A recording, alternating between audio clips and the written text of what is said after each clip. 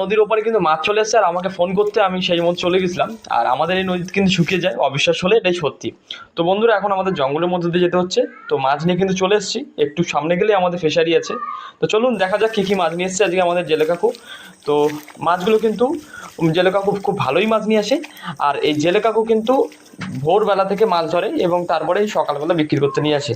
তো মাছ নিয়ে চলে এসছে, আর এখন সেই মাছগুলোকে কাউন্টিং করার পালা, আর তারপরে ছাড়বো। তো তার আগে কিছু মাছ আমরা দেখে নেব যে মাছগুলো আসলে নিয়ে এসছে সেই মাছগুলো কেমন নিয়ে এসছে। আমাদের এই সমস্ত ফিশারিতে বিশেষত মাছ, কাঁকড়া এই সমস্ত ছাড়া হয়। তবে এই কাকুর মাছটা নিয়ে এসছে, দেখুন এটা হচ্ছে রূপচাঁদা মাছ। সরি, এটা রূপচাঁদা নয়, এটা হচ্ছে পায়রাতলি মাছ। আর এই পায়রাতলি মাছ কিন্তু একটা 2 থেকে 300 গ্রাম হয়ে থাকে, আর এর বাজার মূল্য কিন্তু 400 থেকে 500 টাকা যাবেই। আর আমাদের ফিশারিতে কিন্তু ভালো কোয়ালিটির মাছ ছাড়া হয়। আর এটা হচ্ছে কাঁকড়া।